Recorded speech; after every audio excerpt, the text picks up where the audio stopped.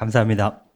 한 30분 정도 제 연구 인생이랑 그다음에 그 과정에서 만났던 인연 그리고 행운 그리고 그 선택의 순간에서 어떤 결정들을 내렸었는지에 대해서 말씀을 드릴 텐데요.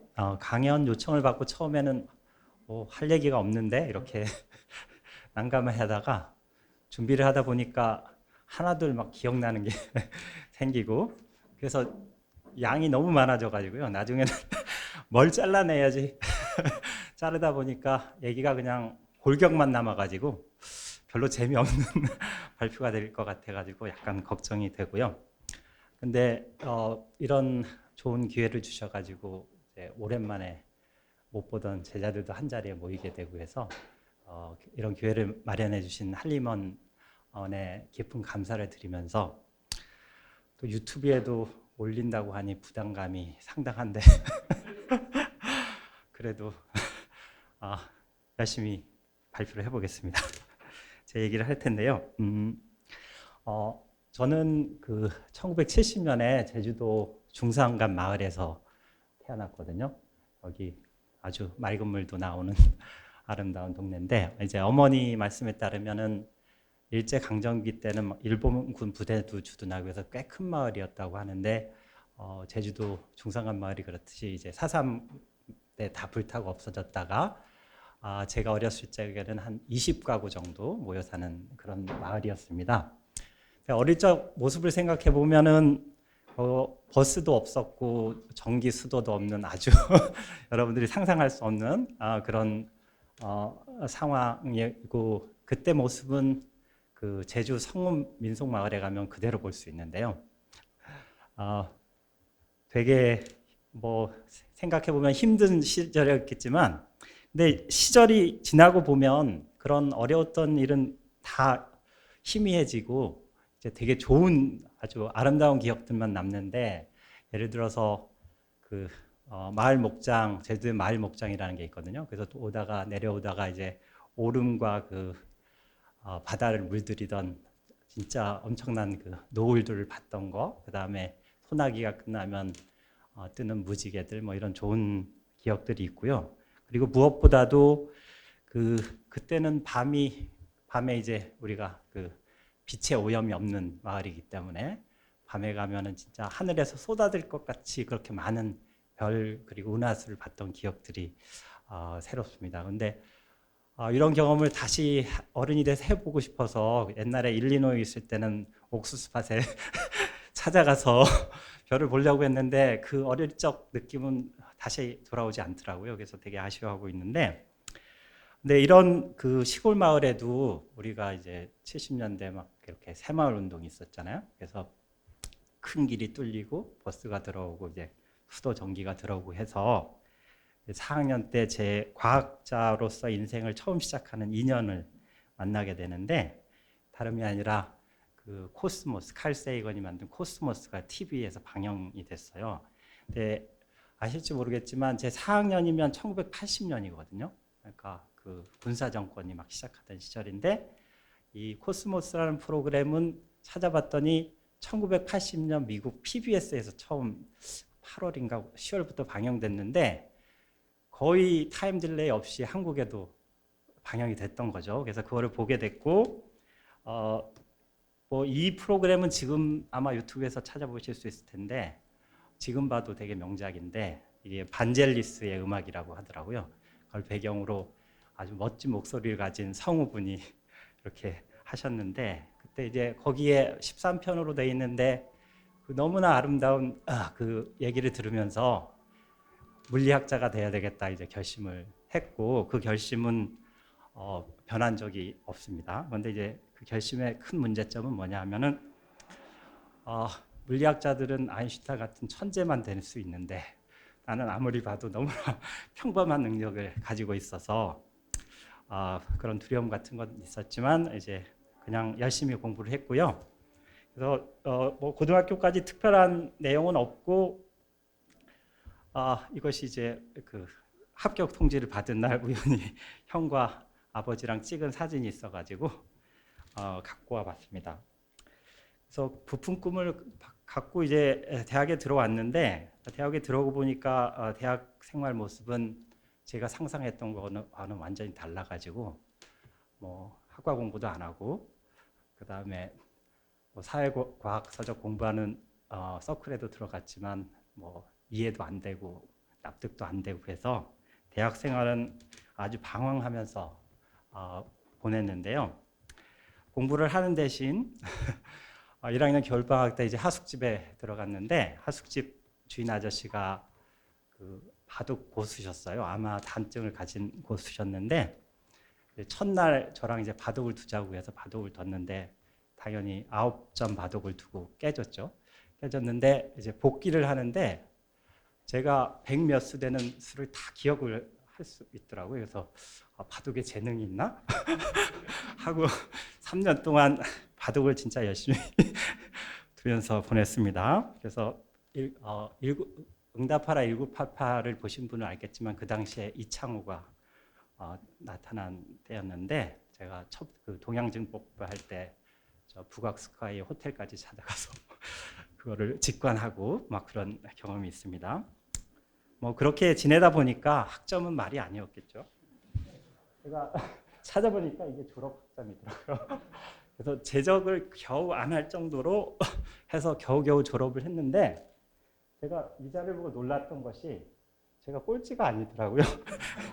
제 밑에 8명이나 있던 걸 알고 그 시대는 나만 그런 게 아니구나 이런 거를 깨달았습니다.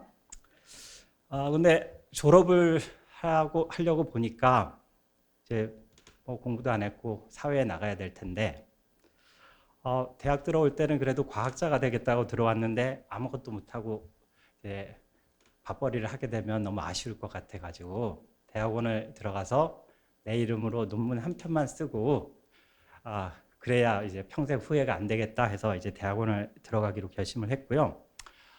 대학원 들어가기로 결심할 때 어떤 거를 할 건지는 제가 명확했는데 뭐 우주론이나 입자론 이런 능력도 안 되지만 이런 평생 해도 답을 못할 것 같은 거는 빼고 내가 혼자서 할 수 있으면서도 뭔가 실용적으로 도움이 되는 걸 하겠다 결심을 했고 그러고 보니까 반도체랑 광학이 2개가 떠올랐는데 둘 중에 뭘 할까 고민할 필요 없었던 것이 그 해에 둘 다를 하시는 분이 서울대로 부임하게 돼서 얼굴도 보지 않고 제가 김대식 교수님 연구실에 들어가게 됐습니다. 김대식 교수님은 서울대 오시기 전에 이제 벨랩에서 그 femtosecond 스펙트로스코피라고 해서 그런 분광학을 하시던 분이었는데 벨랩에 있을 때 이제 얘기를 해주셨는데 6개월 동안 매일 20시간 이상씩 실험을 하면서 그때 미친 듯이 연구를 했었고 그 결과로 물리에서 그 피지컬 리뷰 레터스라고 하면 되게 유명한 저널인데 거기에 논문 5편을 쓰신 그 얘기를 해주셨어요. 20시간이 잠 안 잔 시간이 아니라 진짜 실험에만 한 시간이었다고 그렇게 말씀하셨고 야 바로 저거다. 과학자는 저렇게 미친 듯이 일을 해야 된다 해서 저도 이제 흉내를 내려고 열심히 했었는데 저는 아무리 해도 하루에 15시간을 넘기지 못하겠더라고요. 그래서 스승만큼 못하구나 이렇게 생각을 했었습니다. 네, 제가 첫 번째로 받은 연구 주제는 이건데요. 이게 그 더블 퀀텀 L이라고 해서 그러니까 넓이가 넓은 양자물과 좁은 양자물이 있는데 넓은 것이 에너지 갭이 작거든요. 근데 이 작은 에너지를 때렸을 때 벨랩에서 교수님이 보셨던 것이 오히려 에너지가 높은 데서 빛이 나오는 걸 보신 거예요. 이제 물리를 모르셔도 알겠지만 에너지가 보존이 돼야 되는데 뭔가 어디선가 에너지를 얻어오겠죠. 근데 그 어디서 에너지가 오는지는 모르는 상황이었고요. 그래서 이 문제를 풀자 해서 이제 제 첫 프로젝트였는데 1994년에 대학원이라는 거를 여러분들 잘 상상을 못 하실 텐데 그때는 국가연구비 개념도 없었고요. 그러니까 실험 장비라는 거는 다 처음부터 만들어야 되는 상황인데 다행히 그 벨랩에서 몇십 년 전에 쓰다가 버린 그런 뭐 아르곤 레이저나 그 분광기 같은 것들을 창고에서 자비로 이제 보내셨어요. 김대식 교수님이 한국 들어오실 때 돈이 없을 걸 알고 그걸 보내셔서 분광기 기계는 있었고요. 근데 문제는 이 분광학 실험을 하려면 그거를 컴퓨터로 돌리고 신호를 받아내고 이런 장치를 만들어야 되는 거였죠. 그래서 제가 그때 기억을 해보면 뭐 청계천, 세운상가, 용산자산가 돌아다니면서 그걸 만들기 위해서 뭐 메탈, 금속 봉이나 판도 사고 지하에 가서 그 밀링, 선반 이런 걸로 깎고 그 다음에 인터페이스 보드를 만들어야 되니까 보드를 사다가 거기에 뭐 파워 트랜지스터도 회로를 만들어서 그 IO 포트를 직접 액세스해서 온오프 시그널 보내고 해서 스텝 모터로 돌려가지고 스펙트로미터를 만들었습니다. 그리고 이제 디텍터 파트는 당시에 교수님이 삼성에선가 1,800만 원 연구비를 어떻게 그 인맥을 통해서 받아오셨는데 매달 보고서를 내야 되는 아주 끔찍한 그런 과제였는데 어쨌거나 그걸로 이제 PMT라는 걸 100만 원짜리를 사주셨고 뭐 DA 큐브도 사주고 해서 이제 시스템을 만들 수 있었는데 그때 기억나는 것이 그걸 만들다가 제가 PMT를 떨어뜨려 가지고 깨먹었어요. 그래서 내 인생은 이제 끝났다. 이렇게 해서 교수님한테 갔는데 다행히 쫓아내지 않고 그래 뭐라도 하다가 깼으니까 다행이다 해서 이제 대학원 생활을 계속할 수 있었습니다. 그래서 이게 제가 그때 만든 걸로 찍은 데이터인데요. 보시면은 이게 점선이 레이저로 요 넓은 양자음을 때린 거고 그때 나오는 에너지가 높은 스펙트럼을 찍은 거고 요거는 이 검출하는 스펙트럼을 고정한 채로 레이저 파장을 이렇게 튜닝하면서 일종의 업소션 커브 같은 거죠. PLE라고 불렀는데 그 얻은 데이터고요. 여기서 꼭 제가 보여드려야 될 데이터는 레이저를 튜닝하는 방법이 거기 그 바이리 리프린저드 필터를 이제 스텝 모터로 돌리는 방식으로 하면 튜닝이 되거든요.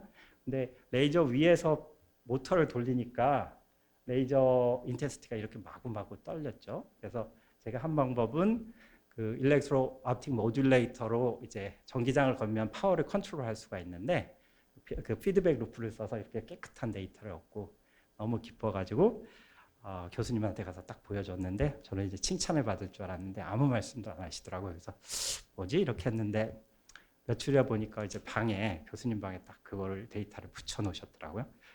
그리고 2006년인가 서울대 돌아왔을 때도 여전히 붙어 있었는데 그러니까 말하지 않고 이제 학생의 길을 살려주는 네, 기억에 남는 거여서 이걸 보여드리고요.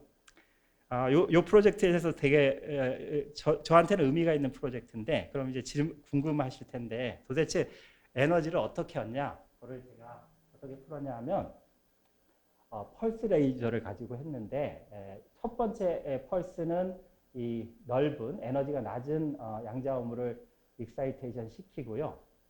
좀 타임 딜레이를 주고 두 번째 펄스를 넣어주는데 걔는 에너지가 되게 작아서 어느 것도 익사이트 시키는 못하는데 요 녀석을 이 베리어를 넘길 수 있는 그거를 딱 했더니 형광이 나왔죠. 그러니까 투 스텝 업소션에 의해서 이런 게 일어나는 거다 이런 거를 보일 수 있었고 이게 제 첫 번째 논문이자 제가 처음으로 국제 학회에 가서 발표했던 샌프란시스코에 가서 했던 발표의 사진입니다.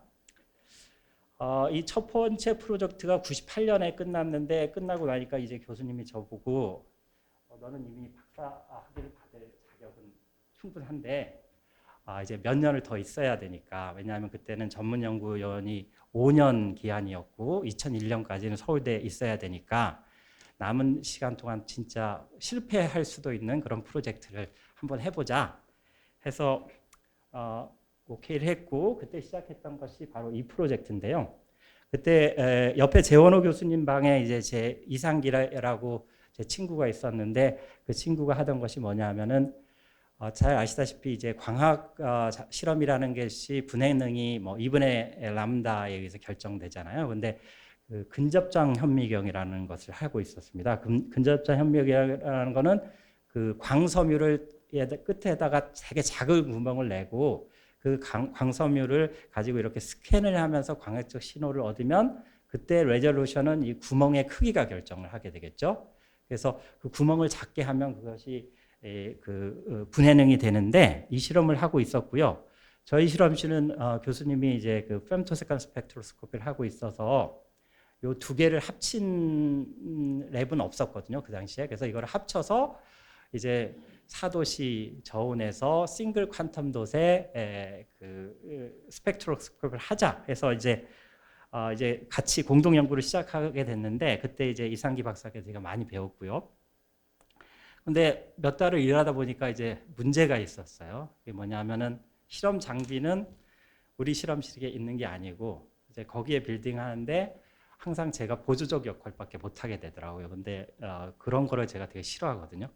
제 마음대로 할 수 있는 그런 상황을 항상 원하는데 그래서 이렇게는 안 되겠다 해서 이제 좀 고민을 하고 있었던 차에 제가 논문 하나를 발견했는데요. 그게 뭐냐 네이처에 그 2008년에 실린 건데 이 논문이 뭘 얘기냐면 아주 파장보다 작은 구멍을 뚫어 놓고 그거를 어레이 형태로 만들면 구멍 하나가 뚫려 있을 때보다 한 1000배 이상 큰 투과율이 나오더라 이런 거죠. 그래서 그 원인으로 아마도 이 주기성 때문에 표면 플라즈몬이 익사이트 되고 그런 것 때문에 그럴 거다 이렇게 설명을 했는데 이 논문을 보자마자 제가 든 생각은 표면 플라즈몬이라면 빛이 구멍에서 안 나올 것 같다 이런 생각이 든 거죠. 그래서 이 사람들이 생각하듯이 구멍에서 나오는 게 아니라 오히려 메탈에서 빛이 나오지 않을까 그런 생각을 하게 됐고 이제 교수님께 가서 얘기를 했는데 좋다 해서 해보자 했습니다. 근데 이제 프로젝트를 시작했는데 문제점은 뭐냐면 그 당시 한국에 어디에도 이 포커스드 아이언 빔이라고 이 메탈 어레이를 만들 수 있는 장비가 없었어요. 그래서 좀 헤맸는데 처음에는 포토 리토그래피로 만들려고 하다가 잘 당연히 안 됐겠죠. 하다가 저희가 알아낸 게 그 당시 표준현의 유경화 교수님이 그 이빔 리토그래피 장비를 가지고 있다는 걸 알고 제가 거기 내려가서 한 달 동안 이제 헤매다가 진짜 안 만들어지더라고요. 그러니까 이게 아까 그 술 마시고 했던 회식 끝나고 다 돌아가고 저 혼자 돌아와서 해서 성공했던 그 시료 중에 하나인데요. 이제 눈 뜨고 보기 어려울 정도로 퀄리티가 나쁩니다. 여기 구멍이 깨끗하지도 않고 그렇지만 이거를 들고 와서 이제 서울에서 실험을 했는데 이게 투과 패턴인데요. 폴라리제이션에 따라서 마구 바뀌죠. 그래서 와 이거다 하고 사실은 그 논문에 쓸 데이터는 독일에 가서 실험을 했었는데 그래서 이걸로 논문을 2개 썼고요. 그 처음에는 제가 네이처에 쓰겠다고 큰 포부를 가졌고 교수님도 야 그러자 하고 이제 논문 제출하는 전날 교수님이 꿈을 꾸셨대요. 낚시를 하는데 그 가물치를 잡는 꿈을 꿔가지고 이거는 된다 했는데 되기는 뭐 한참 낮은 저널에 겨우겨우 냈고요. 그렇지만 그 뉴스에 나기도 했습니다. 사람들이 좋아했었고요. 여기까지가 제가 대학원에서 했던 연구에 대한 말씀을 드린 건데 이렇게 말씀드리면 대학원 때 이제 연구만 했을 거라고 생각하실 텐데 그건 아니고요. 제가 석사 1학년 때 제 아내를 만났고요. 그때 아내를 만날 때 언론사에서 그 직업별 신랑의 그 인기도를 조사한 적이 있거든요. 근데 대학원생의 순위가 어부와 농부 사이에 딱 있어요. 그래서 저는 제 와이프한테 항상 감사하는데 남자들이 그렇듯이 항상 결혼을 하기 전에 뭔가 안정된 직장을 갖기를 원하잖아요. 근데 이제 와이프가 그때 했던 말이 가만히 보니까 직장을 얻으면 10년은 기다려야 될 것 같고 그렇게 기다릴 생각은 없기 때문에 자기가 먹여 살릴 테니까 결혼하자 해서 2년 사귀고 결혼을 했고요. 그리고 이게 2000년에 제 첫째 딸 돌 때 사진입니다. 그래서 여기까지가 대학원 때 생활인데 이렇게 보면은 들어올 때 이제 논문 하나 쓰고 졸업하겠다 생각했는데 논문도 4편이나 썼고 그 다음에 실험 장비도 처음부터 끝까지 제가 만들 수 있다는 거를 보일 수 있었고요. 또 실험 아이디어도 제가 내서 논문을 2편 썼었고 해서 처음 생각했던 것보다 훨씬 더 많은 일을 이뤘는데 그럼 당연히 이제 아내한테 빌부터 살 수는 없으니까 이제 직장을 얻어야 되겠죠. 그런데 이제 또 2번째 인연을 만나게 되는데 바로 이제 하택집 교수님인데 하택집 교수님에 대해서 간단히 말씀드리면 저보다 이제 3년 물리학과 선배시고요. 그 연구 이력을 보면 저랑 많이 비슷한데 그 버클리에 유학 가셔서 처음 들어간 실험실이 다니엘 쉔나라고 femtoscan 스펙트로스코피 하는 실험실에 들어갔는데 거기서 이제 시몬 와이스라는 포스닥하고 근접전 형리미형을 만드는 일을 하셨고요. 그때 가장 유명한 업적이 뭐냐면 근접장 현미경을 가지고 프렛이라는 거를 처음으로 그게 아주 임팩트 팩트가 높은 건데 프렛에 대해서 간단히 말씀드리면 아시다시피 우리가 레이저로 어떤 형광 분자를 때리면 거기서 자기의 색깔이 나오겠죠. 근데 프렛은 뭐냐면은 그 다른 색깔을 가진 형광 분자가 가까이 있으면 여기서 흡수한 에너지가 옆으로 넘어가서 다른 색깔의 빛이 나오는 거예요. 그래서 이거를 그 근접점 현미경으로 DNA에다가 요 도너랑 억셉터라는 걸 붙여놓고 어떤 거는 도너만 있고 어떤 거는 억셉터만 있고 여기는 프렛이 나오고 뭐 이런 거를 처음으로 보셨던 아주 역사적인 논문인데 이거를 박사학위 때 하시고 이제 그 스탠포드로 가셔서 이제 스티븐 추 그룹에서 이거를 실제 생체 분자 연구에 이제 하셨고 2000년 9월에 그 어바나 샴페인에 이제 조교수로 가신 거죠. 그래서 가서 뭐 여러 가지 좋은 일들을 하셨지만 그 교내 과제가 있었어요. 그래서 그 옆에 그 머티리얼 리서치 랩에 있는 제프 화이트라는 분하고 포닥 1명을 고용할 수 그 펀딩을 받았는데 그래서 이제 그 아까 이상기 박사를 얘기했지만 그 근접점 현미경 연구를 같이 오랫동안 했기 때문에 잘 알고 있어서 이제 그 이상기 박사한테 연락이 온 거죠. 이런 펀딩인데 같이 일해보자 했는데 이상기 박사는 자기는 생물물리 할 생각이 전혀 없다 했고 근데 그 옆자리에 제가 있었거든요. 그래서 그걸 보고 와 내가 하겠다 하고 이게 그때 쓴 이메일이 남아 있더라고요. 그래서 이메일을 갖고 온 건데 보면은 뭐 상기한테 들었고 근데 내가 아주 훌륭한 녀석이다 이런 거 할 수 있다 그래서 내가 하고 싶다 해서 이메일을 보냈고 전화 인터뷰도 하고 해서 이제 일리노이로 가게 됐습니다. 그래서 2002년 1월 10일에 미국에 떨어졌는데 왜 기억하냐면 다음 날이 저희 결혼 기념일이어서 잘 기억하고 있고요. 근데 박사호 연구원 첫 해는 되게 아웃풋이 전혀 없는 해였는데 그러니까 그 아이디어가 뭐냐면 펀딩의 아이디어는 뭐냐면요. 아까 그 근접점 현미경의 레졸루션은 그 구멍의 크기에 의해서 결정되는데 하 교수님이 냈던 아이디어는 그렇게 프렛을 이용하자는 거죠. 그러니까 그 파이버 끝에다가 카드뮴 셀레나이드 퀀텀 돗 양자점을 붙여놓고 표면에 사이5라는 억셉터를 붙여서 스캔을 하면 프렛이 일어날 때만 신호가 뜨니까 5나노미터 레졸루션의 현미경을 만들 수 있다. 이런 아주 뭐 팬시한 아이디어고 그거를 하게 됐습니다. 그래서 1년 동안 고생을 해서 거의 12월쯤에 제가 셋업을 완성을 했는데 이거 보면은 이게 그냥 사이5를 다이렉트 익사이테이션 나온 이미지고요. 이거는 퀀텀 돛을 때려서 나온 이미지인데 뭔가 있는 것 같죠? 근데 이제 팁이 부러져 버렸어요. 이거 찍다가. 그래서 1년 동안 고생하다가 내린 결론은 이거는 안 되겠다. 왜냐하면 핵심은 그 팁 끝에다가 양자점을 붙여야 이게 되는데 그게 방법이 없거든요. 그냥 랜덤하게 붙여서 우연히 그래서 여기에 인생을 걸 수는 없다. 이런 결론에 도달했고 사실 그때 그 프로젝트만 했던 건 아니고 잠깐만요.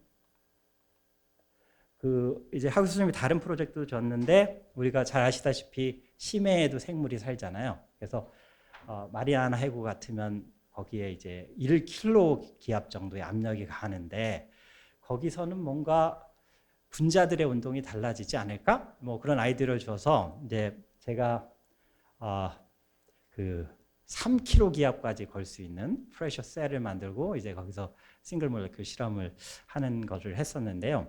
저는 처음부터 별 차이가 없을 거다 얘기를 했고 하 교수님 그래도 해봐야 된다 해서 했는데 실험 결과 별 차이가 없었습니다. 그래서 어쨌거나 몇 달 동안 고생한 거 이 프로젝트도 망했고 그다음에 이제 자이스랑 그 솔리드 이머전 렌즈라고 해서 그 레졸루션 높이는 것도 했는데 그것도 뭐 그럭저럭 됐고 해서 첫 해는 모든 일이 잘 되지 않았고요. 그래서 제 아내한테는 얘기 안 했는데 그때 이제 하 교수님 찾아가지고 실험실을 떠나겠다. 왜냐하면 이 프로젝트는 안 될 것 같고 근데 그럼 갈 때는 정했냐 물어보더라고요. 아니 아직 정한 건 아니고 일단 말씀드리고 찾으려고 했다 했더니 그러면 자기가 풀리 서포트 할 테니까 1년만 한번 자기 실험실에서 일을 해보고 그때 떠나고 싶으면 떠나라 해서 1년을 더 있게 됐습니다. 그래서 처음으로 받은 주제가 저희 학생들은 잘 알 텐데 그 DNA 네 가닥으로 만드는 거를 우리가 할리데이 정션이라고 말하는데 그거의 다이나믹스는 잘 알려져 있었는데 RNA는 어떻게 할까 해서 뭐 아주 단순한 질문이었는데 그 실험을 했었고요. 요거는 뭐 저널에 금방 냈는데 근데 이 실험을 하다 보니까 RNA는 DNA랑 다르게 훨씬 그러니까 DNA는 딱 두 가지 모양밖에 안 갖거든요. 근데 RNA는 네 가지 모양을 갖는다는 결론에 도달했는데 문제는 뭐냐면 프렛이라는 게 도너 억셉터 딱 한 페어밖에 없기 때문에 얻을 수 있는 정보가 하나밖에 없습니다. 그래서 실제 이렇게 행동하는지를 알 수가 없는 거죠. 예를 들어서 이 두 팔이 멀어졌을 때 이게 진짜 가까운지. 그래서 제가 이제 교수님을 찾아가가지고 프렛을 꼭 두 개만 쓸 필요는 없지 않냐. 그래서 이제 세 개를 쓰는 걸 하자. 해서 제가 이게 최초로 프렛필드에서 멀티컬러 프렛을 처음 한 논문이고요. 그래서 뭐 임팩트 팩터가 높은 저널은 나진 않았지만 역시 뉴스에도 나고 뭐 그랬었습니다. 그래서 두 번째는 되게 프로덕티브했는데 이거 외에도 양자점 가지고 프렛하는 것도 해서 논문 4개를 두 번째는 쓸 수 있었고요.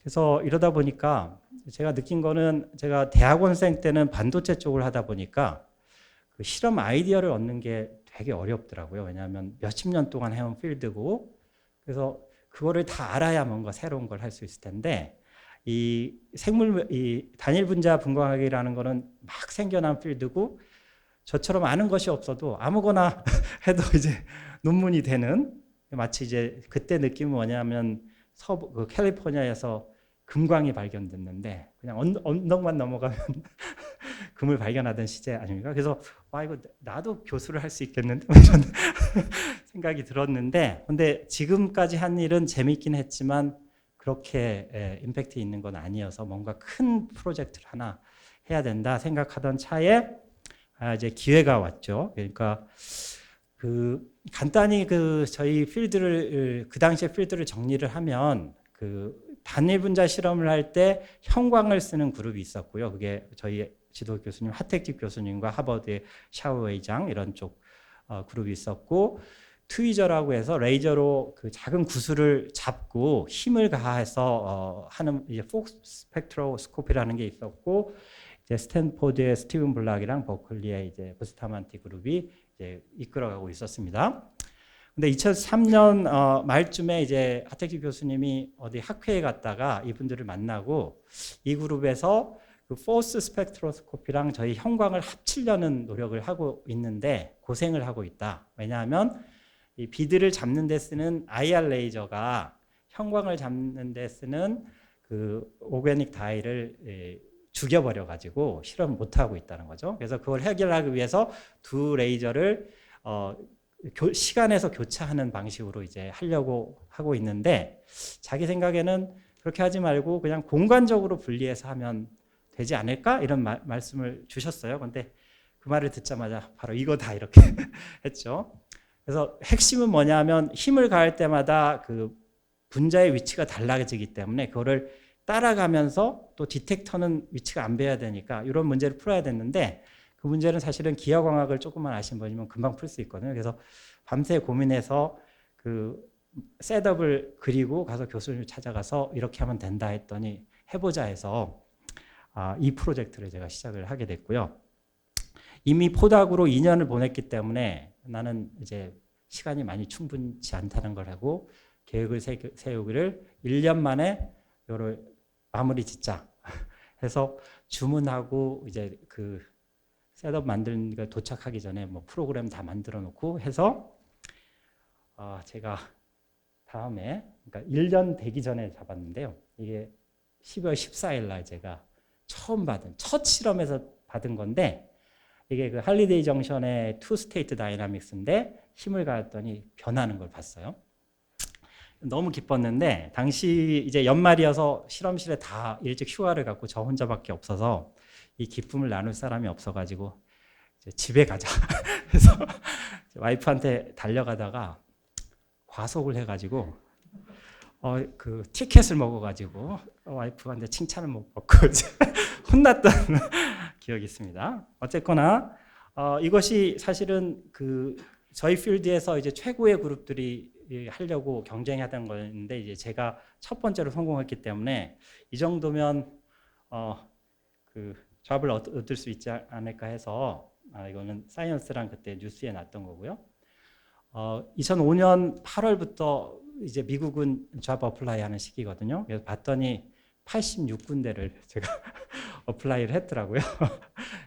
무조건 공고에 바이오피직스 있으면 다 넣었고요. 무조건 이제 내년에는 내가 자리를 잡아야 된다 이렇게 생각을 했기 때문에 근데 인터뷰를 한 데가 세봤더니 15개더라고요. 이제 그때 제 잡톡 스케줄을 표가 있어서 갖고 왔는데 15 그러니까 2005년 말부터 3월까지 거의 잡톡만 하고 돌아다녔고요. 첫 번째는 여러분들이 잘 모르실 텐데 여기 미시간에 있는 오클랜드 대학이라고 되게 조그만 대학교에 가서 처음 톡을 했고 두 번째는 조지아 텍을 했는데 반응이 좋아서 처음 두 군데서 이제 오퍼를 받았어요. 근데 이제 일단 여행을 하려고 다 다녔고요. 다녔는데 그 소문을 듣고 이제 교수님이 저희 김대식 교수님이 서울대에서 생물물리 뽑으려고 하니까 올 생각이 없냐 이제 하셨고 저는 그때 결심은 버클리랑 프린스턴에서 오퍼를 받으면 미국에 남고 아니면 돌아가자 이렇게 했는데 다행인지 불행인지 두 군데서 오퍼를 못 받았고요. 그래서 이제 서울대에 오게 됐습니다. 그때 이제 너무 요란하게 와가지고 처음에 돈을 엄청 많이 받는 줄 알고 연구비 딸 때 진짜 고생을 많이 했는데요. 어쨌거나 그때 뉴스에 났던 모습이고 이게 첫 번째 저희 학생입니다. 여기 24동의 두스펜에서 처음 셋업을 한 건데 제 기억이 맞으면 이 사진은 제 아내가 찍어줬어요. 그때 그 실험실에서 잠시 일을 했던 적이 있어가지고 그 서울대에서 한 일은 이제 간단히 말씀드릴 텐데요. 우선 이게 그 이상화 박사랑 이진우 박사가 했던 그 저희가 프렛에서 3개까지 했었는데 이거를 4개로 늘리는 일을 했었고요. 그 다음에 온갖 종류의 트위저랑 형광 실험을 합치는 실험도 했었는데 여러 학생이 고생하다가 논문은 대부분 안 나왔고 이제 이상화 박사 논문이 유일하고 저 어미스 박사 논문도 있긴 하네요. 그 다음에 한동안 제가 그 커넥토믹스라고 해서 이제 그 뉴런들이 어떻게 커넥션이 돼서 기억이 만들어지는가에 관심이 있어서 이제 슈퍼 레졸루션 형광 현미경 만드는 데 시간을 썼었는데 그 당시 이게 노벨상 2014년에 노벨상 받은 일이긴 합니다만은 그거 기술의 문제점은 시료가 두꺼워지면 티슈 레벨을 가면 백그라운드가 높아져서 이미징이 안 되는데 그거를 해결하기 위해서 저희가 그 되게 실시간으로 찍을 수 있는 공초점 현미경을 만들어서 이게 그 이제 그 쥐의 브레인 티슈에서 지금 100마이크로미터까지 들어가서 찍은 거고 이거는 시작은 이진우 박사가 했었고 뭐 권영대 박사, 강호영 박사, 여기 박상준 박사 이렇게 고생해서 했던 거고요. 열심히 하다가 이제 돈도 없고 그래서 이 프로젝트는 더 이상 하고 있지 않고요. 주로 그동안 해왔던 일들은 주로 이제 저희 기술을 가지고 분자생물학 교과서에 나오는 어떤 기초적인 질문들에 대해서 더 자세히 보는 일들을 했는데요. 그러니까 주제가 너무 중구난방이어서 사실은 각 주제마다 1시간씩 얘기를 해야 되기 때문에 그건 안 할 텐데, 요즘은 뭘 하고 있냐면 그 RNA가 만들어진 전사 과정에서 그 어떻게 종료가 되는지, 종료 메커니즘이랑 그 중간에 DNA에 손상이 간 거를 어떻게 인식해서 그것이 수리가 일어나는지 그런 과정들에 대한 연구를 하고 있다는 걸 말씀드리고요. 그게 쭉 정년 퇴임할 때까지 이런 일을 하고 살 것 같았는데 2016년에 저한테 좀 중요한 일이 있었는데, 그때 이제 강원도 학회 갔다가 제가 심근경색을 겪었고 이제 죽을 고비를 겪었었습니다. 그때 그 좌심실이 데미지를 입어서 지금도 한 50%밖에 작동하지 않기 때문에 덕분에 이제 예전처럼 열심히 일을 하지는 못하는데, 다 그렇잖아요. 우리가 우리한테 주어진 시간이 유한하다는 걸 아는데 머릿속 그거를 진짜 느끼는 경우는 없잖아요. 근데 이런 죽을 고비를 넘기고 나니까 이제 이게 나한테도 현실이구나 이렇게 알게 되고, 제가 한 10몇 년 정도 연구할 수 있는 시간이 남았는데, 그동안 지금까지는 내가 좋아하는 거, 재밌어 하는 것만 했는데 뭔가 다른 사람에게 의미 있는 일을 해야 되지 않을까? 이런 생각을 가졌고요. 근데 우연히도 그 비슷한 시기에 저희가 가진 그 기술이 암 진단에 이제 쓰일 수 있다는 그런 거를 깨닫게 돼서 지금 남은 연구 기간 동안 그거에 좀 집중해서 하려고 하고 있고요. 지금 논문 수준에서는 아주 결과가 좋은데, 그러니까 그 피 검사를 통해서 암을 진단하는 걸 액체 생검이라고 하는데요. 거기에 지금 PCR이나 차세대 염기설 분석법들이 사용되는데 거기보다 훨씬 더 그 정확하고 민감하고 그 다음에 멀티플렉싱도 쉽게 되기 때문에 실용적인 기술이 되지 않을까 생각하고 있고, 지금은 병원이랑 이제 임상 실험을 하고 있는 단계고요. 자, 그 발표 요청이 들어왔을 때 그 후학들에게 어떤 교훈이 되는지랑 그 다음에 뭐 전망과 재현을 하라고 해서 제가 좀 준비해 왔습니다. 지난 한 50평생을 되돌아보면은 일단은 항상 뭔가를 되게 하고 싶어 하긴 했던 것 같아요. 그래서 그 마음속에 그런 게 있는 게 중요할 텐데, 근데 이제 과학의 연구라는 것이 그 보면 그게 항상 즐거운 게 아니거든요. 보통 아무 결과 없이 뭐 이게 그런 게 뭐 1년이 될 수도 있고 2년이 될 수도 있는데, 그게 지나고 어느 순간 성공했을 때 그 도파민이 확 마약과 같은 거죠. 그런 즐거운 경험을 하려면 여러분들이 그 어려운 시간을 버텨내야 되는데, 그런 경험을 한번 한 사람들은 쉽게 떠날 수 없죠. 그 말씀을 드리고 싶고, 두 번째는 선택의 함에 있어서 이게 우리가 어떤 실패할 가능성이 당연히 있죠. 그래서 제가 어렸을 때부터 좋아하는 말이 이 진인사 대천명인데요.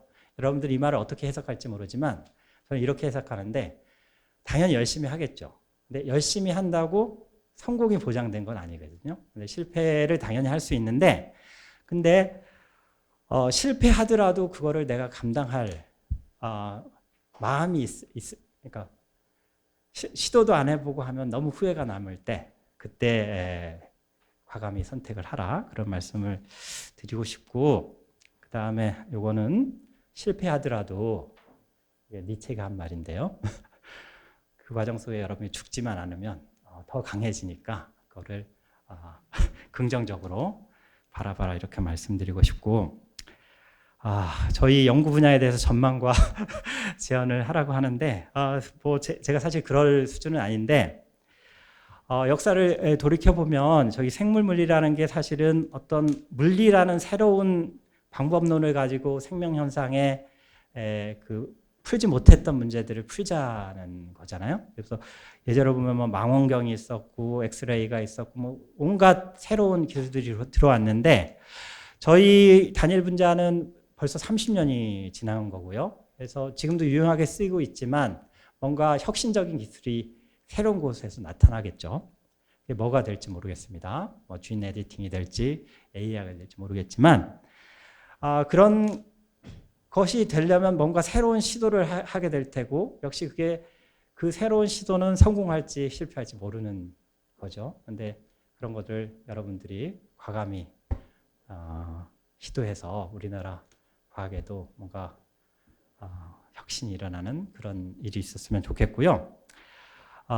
뭐 그런 얘기는 많이 하죠. 그러니까 뭐 새로운 그 혁신은 융합 분야에서 나올 거라 이런 얘기를 하지만 제가 한국에 들어오고 한 20년 정도 지났는데 그 과학자들이 열심히 한다고 되는 게 아니라 사실은 그 제도적으로 연구 환경이 그거를 서포트를 해줘야 되는데 아직까지 우리나라는 그런 면에서 많이 나아져야 될 분야가 있다고 생각하고요. 그러니까 연구비 평가 시스템도 다 연구 분야별로 나눠서 하다 보니까 융합 분야는 항상 그 소외를 받게 돼 있는데 여기 혹시 힘이 세신 분들이 있으면 그런 분야에도 좀 노력을 해주셨으면 좋겠고 제가 이제 감사의 시간을 드려야 되는데 뭐 지금 한림원 회원이 된 거는 사실은 교수 된 다음부터는 교수가 할 일이 별로 없습니다. 그러니까 돈 따오고 연구 주제 주고 그러면 이제 학생들이 다 하는 건데 그런 면에서 저희 어려운 시기에 이제 실험실 세팅하는데 고생했던 저희 제자들 그리고 꾸준히 일을 계속해 오셨던 신순영 씨한테 감사드리고 그리고 심사할 때 그 심사용으로 낸 논문은 다 최근 논문이기 때문에 지금 실험실 멤버들한테 제일 감사를 해야 되고요.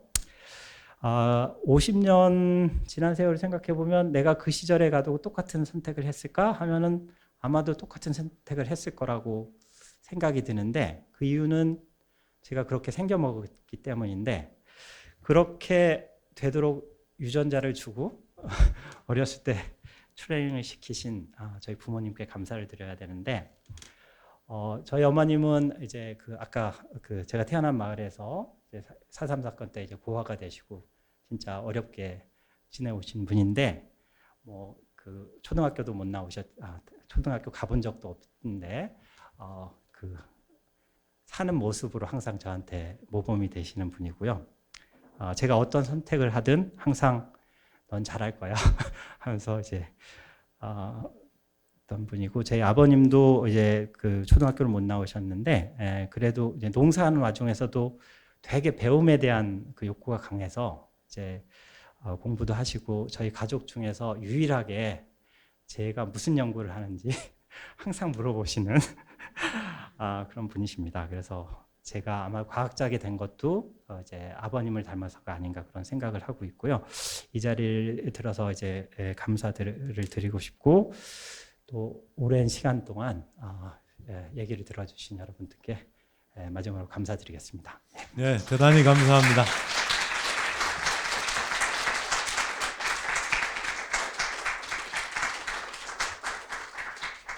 예, 열정적으로 강의를 해주셔서 너무 감사드리고요. 간단하게 질의응답 시간을 갖도록 하겠습니다. 혹시 궁금한 점 있으면 손을 들어서 표시해 주시면 마이크를 갖다 드리도록 하겠습니다. 개인적인 것도 좋고 어떠한 질문도 괜찮습니다. 제가 책임지겠습니다. 네. 네, 연구생활에서 가장 기뻤던 때가 언제셨는지 궁금합니다. 글쎄요. 사실은 기쁜 순간들을 다 갖고 온 건데 아마 그 미국에서 그 12월 14일 날 첫 데이터를 받았을 때 되게 기뻤던 것 같고요. 그 다음에 아까 교수님이 그걸 붙여놓으셨을 때도 기뻤고 기쁜 일들은 너무 많아서. 또 다른 분들 질문하시죠. 예. 정경을 드실 때 예. 해야 되는데. 그런가요? 저한테 나중에 질문해 주시면 정답을 모르시는구만. 좋은 말씀 잘 들었습니다. 제가 2009년에 정년퇴직을 하고서 네. 이제 그 한국생화학회에서 핵산 구조기능연구회라는 거를 만들었어요 그때. 그래서 저기 성균관대학교에 경규 교수. 김경규 교수하고 같이 만들어서 심포지엄을 몇 해 했었었는데 그때 우리 홍 교수님 모셔가지고 발표도 하시고 예. 그래서 그때 뭔가 좀 해보려고 막 그랬었는데 제가 퇴임하고 나니까 여러 가지가 일이 산만해지면서 그거를 계속을 잘못했었습니다. 근데 지금도 그날 문제 그대로 남아있고 기술도 많이 발전된 것 같은데 무슨 기회가 되면은 좀 더 의논 좀 했으면 좋겠다 그런 생각을 합니다. 예, 감사합니다. 거기 질문하려도 교수님께서는 박사과정 때는 이제 광학을 위주로 연구를 하시고 그 다음에 이제 포스닥에 나가셔서는 이제 생물 물리를 어떻게 보면은 저는 방향을 조금 틀었다고 생각하는데 생물 물리를 처음 이제 시작하다고 마음 먹으셨을 때 두려움은 없으셨는지 궁금합니다. 그게 저는 사실 두려움이 별로 새로운 거 시작할 때 두려움이 별로 없었던 것 같은데요. 그 이유가 몇 가지가 있을 텐데 일단 제가 아무리 안 돼도 회사에는 자리를 잡을 수 있지 않을까?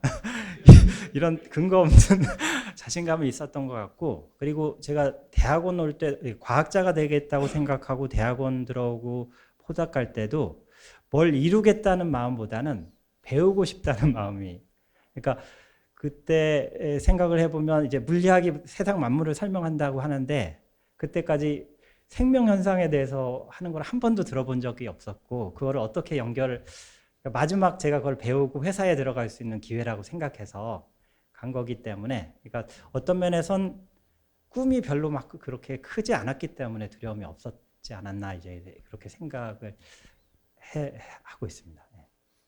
예, 질문하시죠. 굉장히 열심히 하는 게 항상 과학에서도 어느 분야에서도 중요하지만 아까 포닥 1년 차 때도 그러셨고 항상 저희가 물러나야 할 때를 알잖아요.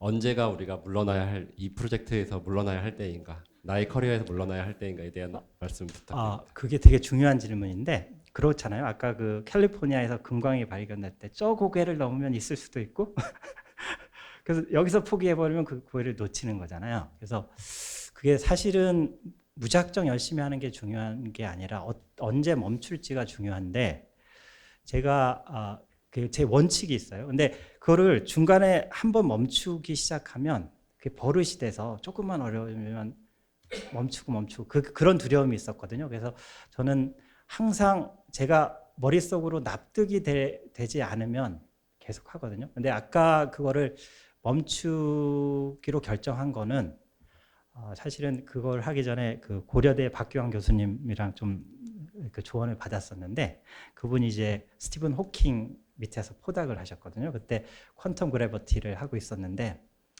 몇 년 하다가 이거는 아니다 하고 그만둔 거를 자기 평생에 가장 잘한 선택이라고 그렇게 말씀하시더라고요. 그래서 생각을 해보니까 그것이 개념적으로는 되게 팬시한데 그 퀀텀 닷을 팁 끝에 붙일 방법이 아이디어가 없는 한 이거는 진짜 확률 게임이기 때문에 근데 그 확률이 또 무지무지 낮다는 걸 알고 그래서 그만두는 게 맞다고 생각을 했던 거죠. 그래서 그리고 그 사실 신수철 박사 아까 그 진단 문제도 히스토리를 아시는 분들은 아마 거의 5, 6년 그때 동안 계속 했는데 계속 그거를 하게 한 이유는 내 머릿속으로는 안 되는 게 납득이 안 됐기 때문에 그래서 웬만하면 포기를 하지 않는데 포기해야 될 그 논리가 만들어지면 포기를 해야 된다 이렇게 생각해요.